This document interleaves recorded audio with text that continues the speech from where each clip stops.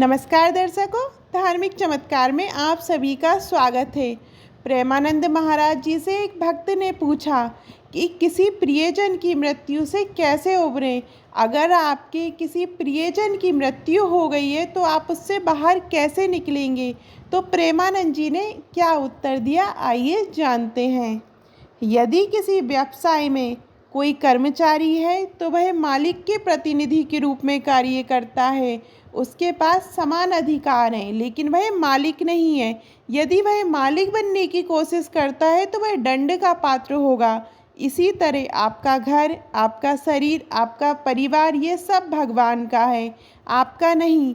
भगवान माया के मालिक हैं, आप खुद को मालिक मानने लगे हैं। श्री गोपाल सहस्त्रनाम स्तोत्रम में एक शब्द है जो इस प्रकार है, जगन्नाटक वैभव। ये दुनिया एक रंगमंच है। आपने गलती से ये खेल खेलने का फैसला कर लिया है और आप भूल गए हैं कि आप यहाँ बस एक भूमिका निभाने आए हैं। भूमिका अस्थायी है, लेकिन आप नाटक को सत्य मान बैठे हैं। आप राग और द्वेष के धुंध में फंस गए हैं, इसलिए इस मृत्यु लोक का कानून आपको बांध लेगा। इसे एक कहानी के माध्यम से और अच्छे से समझते हैं। कहानी है चित्रकेतु महाराज की कहानी। चित्रकेतु नाम का एक राजा था। श्रीमद् भगवद गीता में इस लीला का वर्णन है। देवाऋषि नारद जी और अंगिरा जी उनसे बहुत प्रेम करते थे। एक बार वे बिना बुलाए उसके पास गए। वह चिंतित बैठा था। उन्होंने कहा, हे राजन, हम आपको परम आनंद का उपदेश देने आए हैं, आप चिंतित क्यों हैं। उसने कहा, कृपा मुझे उपदेश ना दें, मुझे परम आनंद का प्रवचन नहीं चाहिए, मुझे पुत्र चाहिए। उन्होंने उससे कहा कि तुम्हारे भाग्य में तुम्हारे कर्मों के कारण पुत्र का सुख नहीं लिखा है।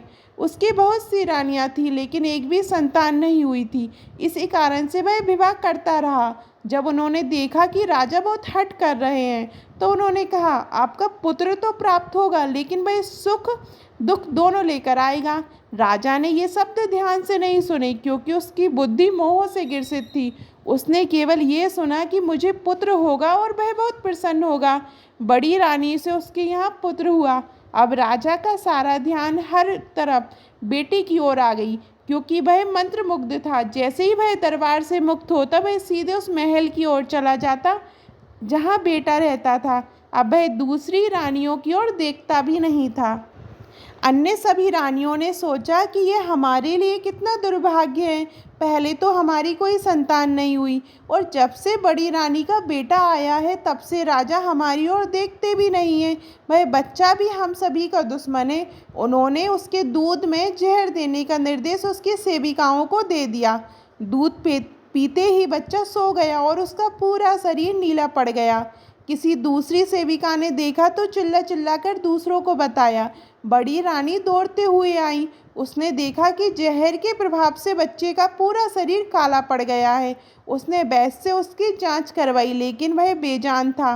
राजा क्रोधित हो गया और चीखने चिल्लाने लगा। उसने मृत बेटे के पैरों को अपनी छाती से लगा लिया और जोर जोर से रोने लगा।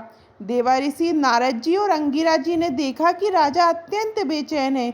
उन्होंने कहा, हे राजन, हमने तुमसे कहा था कि पुत्र सुख तुम्हारे भाग्य में नहीं है।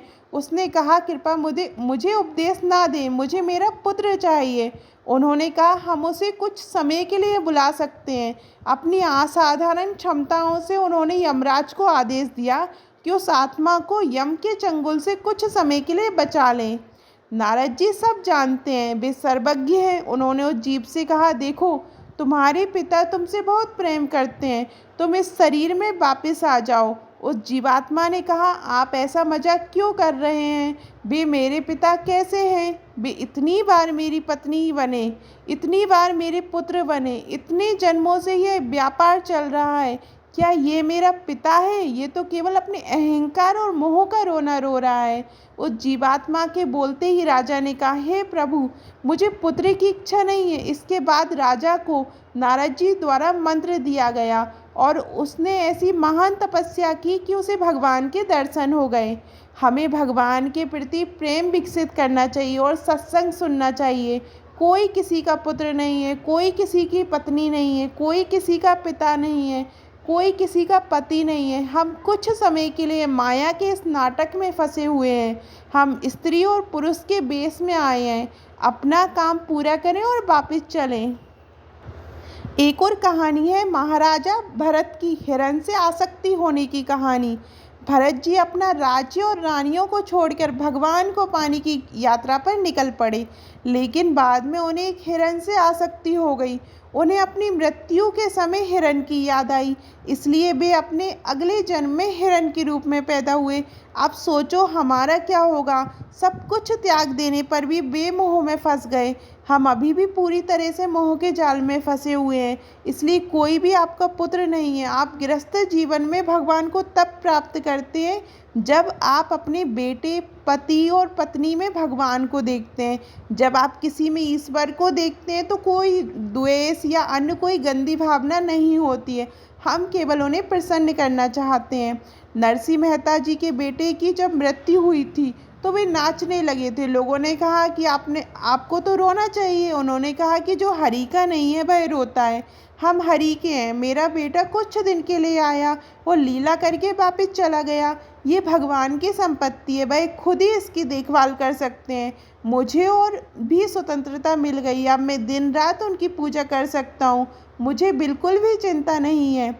हर समय राधा राधा जपें। जब आपके पास भगवान का नाम होगा तो काम, क्रोध, लोभ, मोह आपको हरा नहीं पाएंगे।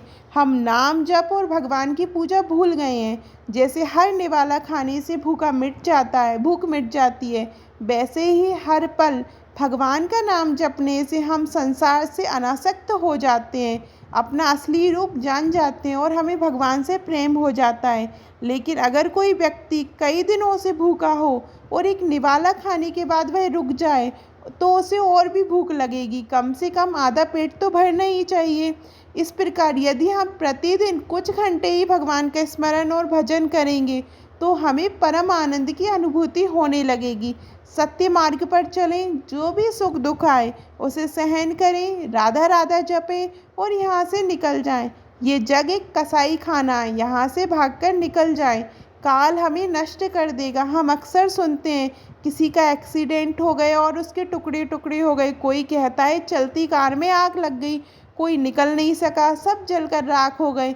ये सब क्या है? सब पर काल का नियंत्रण है। ये काल का कसाई खाना है। कोई ना कोई कुल्हाड़ी बनकर आएगा और आपको नष्ट कर देगा। जीवन की एक सीमा है, इसलिए राधा राधा जपें, राम राम जपें और यहाँ से भागें। इस संसार से मुक्त होने का प्रयास करें। भगवान का नाम जपें, उनकी पूजा करें, सत्संग सुने तो आपकी बुद्धि शुद्धि हो जाएगी। केवल यही उपाय आपको हर एक दुख से बचा सकता है। आपके प्रियजन के दूर होने से भी बस आपका राधा राधा, राम राम जप ही आपको बचा सकता है। भगवान के नाम जप, लीला स्मरण और उनकी शरण के अलावा तीनों लोकों में सभी पीड़ाओं को दूर करने का कोई दूसरा उपाय नहीं है। इस स्थान को मृत्यु लोक कहते हैं। यहाँ सभी को मरना है। जब भगवान स्वयं यहाँ प्रकट हुए तब उन्होंने भी अंतर्ध्यान होने की लीला की। आप इस दुख भरी जगह में खुशी की तलाश कर रहे हैं। भागो, इस भौतिक चक्र से मुक्त हो जाओ। भागने का मतलब है भगवान को प्राप्त करना, और भगवान उनके नाम के जप से प्राप्त होते हैं। भगवान कहते हैं मेरी शरण में आओ, मैं तुम्हें सभी भय से मुक्त कर दूंगा। भगवान स्वयं अपने भक्तों को लेने आते हैं। भक्तों का मन हमेशा भगवान के आनंद में लीन रहता है। वे पहले ही अपना शरीर छोड़ चुके होते हैं। मृत्यु उनके लिए केवल एक लीला होती है। भक्तों को शरीर छोड़ने में कोई कष्ट नहीं होता। जो भक्ति करता है वो आसानी से शरीर छोड़ सकता है। भगवान कहते हैं मैं मृत्यु हूँ, इसलिए भगवान मृत्यु के रूप में सभी को ले जा रहे हैं। लेकिन भक्तों के लिए वे डरावनी रूप में नहीं आते हैं, वे प्रेमी रूप में आते हैं। इसलिए भगवान के नाम का जप करें और उनकी शरण लें। आपको ये वीडियो कैसी लगी कमेंट में ज़रूर बताइएगा। और अभी तक आपने हमारे चैनल धार्मिक चमत्कार को सब्सक्राइब नहीं किया है तो सब्सक्राइब करिएगा। धन्यवाद।